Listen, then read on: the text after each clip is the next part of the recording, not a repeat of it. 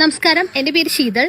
9, 11 തീയതികളിൽ നടക്കുന്ന ഗ്രാമപഞ്ചായത്ത്, ബ്ലോക്ക് പഞ്ചായത്ത്, ജില്ലാ പഞ്ചായത്ത് ഇലക്ഷനുകളിൽ 3 പേർക്ക് നമ്മൾ ഒരേ സമയം വോട്ട് ചെയ്യണം.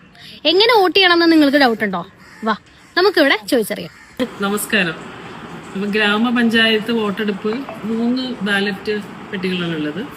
അപ്പോൾ നേരത്തെ നമുക്ക് ബാലറ്റ് പേപ്പർ ആയിരുന്നു, ഇപ്പോൾ അത് മെഷീനിലാണ് നമ്മൾ ചെയ്യുന്നത്. അപ്പോൾ നമുക്കിതിൽ ഗ്രാമപഞ്ചായത്തിൽ മത്സരിക്കുന്ന ആളുകളുടെ കാൻഡിഡേറ്റ്സിൻ്റെ ലിസ്റ്റ് ഉണ്ടാവും, അവരുടെ ചിഹ്നം ഉണ്ടാവും, അതിന് നേരെ ബട്ടണുകളുണ്ടാവും.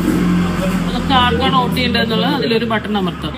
പിന്നെ ബ്ലോക്കാണ്, ബ്ലോക്കിലും നമുക്ക് അങ്ങനെ കാൻഡിഡേറ്റ്സിൻ്റെ പേരുണ്ടാവും, അതിൻ്റെ കൂടെ അവരുടെ ചിഹ്നങ്ങളും ബട്ടണുകളും ഉണ്ടാവും, അത് അമർത്തുക.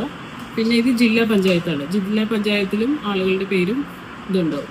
അപ്പോൾ നമുക്ക് വേണമെങ്കിൽ 3 വോട്ടും ചെയ്യാം. 3 വോട്ടും ചെയ്ത് കഴിയും. ഓരോ വോട്ടിൽ ഇതിൽ പ്രസ് ചെയ്യുമ്പോൾ ചെറിയൊരു ബീപ്പ് സൗണ്ടാണ്, ഇതിലും ചെറുതാണ്.